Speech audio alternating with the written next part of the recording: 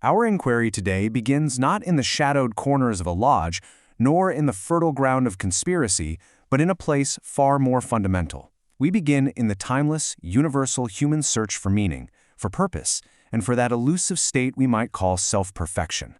To truly grasp the subject before us, we must first approach it as a philosophy, a grand tradition centered on a single, profound metaphor for the human condition.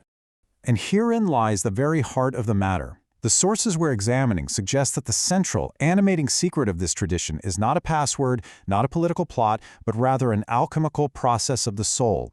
It is a secret of transformation. The entire edifice of its ritual, its symbolism, and its history is built upon this singular, powerful idea of profound inner change. This transformation is expressed through a beautifully simple, yet deeply resonant allegory. We are all born into this world as a rough ashlar, a raw, uncut, imperfect stone, quarried from the earth. We possess potential, yes, but we are unformed, governed by passion and ignorance.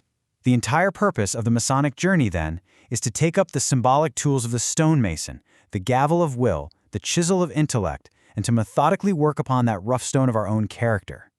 Through the cultivation of virtue, the pursuit of knowledge, and the discipline of our baser instincts, the goal is to transform ourselves into a perfect ashlar, a smooth, true, and polished stone, fit to be placed in that great divine structure, that temple of humanity. Now, it is absolutely crucial to understand that this philosophical blueprint for self-improvement is not some modern invention. On the contrary, its echoes, its philosophical DNA, can be traced back through the millennia to the most sacred and closely guarded rites of the ancient world. The concept of a symbolic death and spiritual rebirth is one of humanity's oldest and most profound ideas. Let's look, for example, to ancient Greece and the famed Eleusinian Mysteries.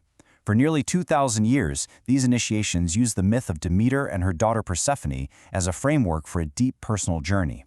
Persephone's descent into the underworld, symbolized by the pomegranates of death, represented the soul's entanglement in the darkness of the material world. The initiate would then undergo a symbolic purification by fire, a trial of the spirit, and finally, if successful, they would experience a rebirth into enlightenment, an emergence into the light, beautifully captured by the symbol of the butterfly emerging from its chrysalis. It was a journey from darkness to trial to light. And the purpose of these trials was not merely theoretical. As the great Roman orator and philosopher Cicero, himself an initiate, attested, the mysteries taught one how not only to live happily, but also to die with a fairer hope. This is a critical distinction. The teachings provided a moral compass for life, a way to live with virtue and purpose. But perhaps more importantly, they sought to strip away the primal fear of mortality by instilling a deep conviction in the immortality of the soul. It was a philosophy for both living and for dying, a theme that reverberates with immense power through the allegories of the Masonic craft. So a natural question arises. When these great mystery schools of antiquity eventually faded with the fall of empires, what became of their esoteric knowledge? Did it simply vanish? The historical narrative suggests not. Instead, this profound wisdom was preserved, passed down through the centuries, not by philosophers and academies, but by the calloused hands of builders, the keepers of practical, sacred geometry. You can trace a golden thread of transmission. It begins with the Roman collegia, the guilds of artisans who held the secrets of engineering and architecture. After the collapse of Rome, this knowledge was carried by the Damascene masters to northern Italy, and it was they who became the master architects of Europe's magnificent cathedrals. This thread was later interwoven with the ethos of military monastic orders like the Knights Templar, and from this confluence, it eventually found a home within the operative Masonic guilds, which over time began a slow but profound evolution from being concerned with the literal building of structures from stone to the speculative building of character within the soul of man. The tragic and brutal demise of the Knights Templar in the early 14th century marks a pivotal moment in this evolution. With the martyrdom of their last Grand Master, Jacques de Molay, the order's original mission to defend a physical temple in Jerusalem with sword and shield was rendered impossible. This cataclysm forced a profound philosophical shift. The objective was no longer external, it became internal. The work transitioned from defending a place of earthly pilgrimage to constructing a celestial temple, a state of spiritual enlightenment within the heart and mind of the individual. The physical temple could be destroyed, but the principles for building the spiritual one could be preserved and transmitted in new forms. Now let us fast forward to the 18th century, to the Age of Enlightenment. It's here that we see these ancient philosophical tools, this allegorical art of building, being applied to a radical and audacious new project. Not the construction of stone cathedrals, but the laying of the very foundations for a new kind of nation, a republic built on the principles of liberty and individual reason. The American Revolution, in many ways, became a grand laboratory for these Masonic ideals. The lodges themselves served as microcosms of a democratic society. Inside the lodge, men learned to govern themselves, to debate freely, and to elect their own leaders. It was one of the few places in a rigidly stratified society where a man's station in the outside world was left at the door, where men of different faiths and social classes could meet on the level as equals. In this, they were a living embodiment of the new nation's motto, E pluribus unum, out of many, one. And this was not merely theoretical.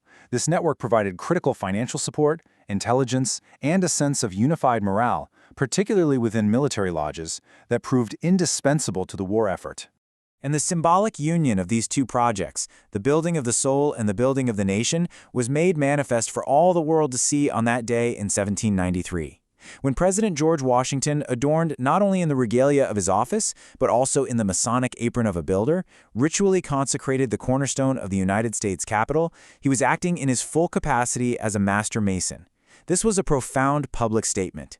It was a declaration that the new republic was being founded not upon arbitrary power, but upon the enlightened philosophical principles of order, reason, and virtue that the craft purported to represent. However, a philosophy dedicated to individual inquiry, to freedom of conscience, and to the principle that men can govern themselves would inevitably find itself in stark opposition to the great dogmatic institutions of the world. An ideology built on asking questions was destined to collide with powers built on providing absolute, unchallengeable answers. This conflict was not just likely, it was inescapable. This ideological war erupted with full force in 1884. Pope Leo XIII issued his encyclical, Humanum Genus, which was a total denunciation of Freemasonry. He condemned it as a satanic force working to undermine Christianity by promoting dangerous ideas like secular education, the separation of church and state, and the principle of popular sovereignty, the idea that power derives from the people. The most articulate response came from the American Masonic philosopher Pike. Pike masterfully reframed the entire conflict. He argued this was not about one religion against an organization. It was about a much older battle, the battle between dogmatic authority and what he called the God-given right of free inquiry. He asserted that men are superior to the institutions they create, not the other way around. And for Pike, the greatest danger to humanity was not error, which is an inevitable part of seeking truth, but intellectual tyranny and the intolerance that forbids the very search. And so, this unbroken chain of philosophical evolution, stretching from the mystery schools of Greece to the architects of modern liberty and beyond, leaves us with a profound and provocative question for our own time. In an age that is increasingly defined by rigid, often warring certainties, what is the value, what is the essential role of a tradition dedicated not to possessing the final truth, but to the humble, unending, and eternal pursuit of more light?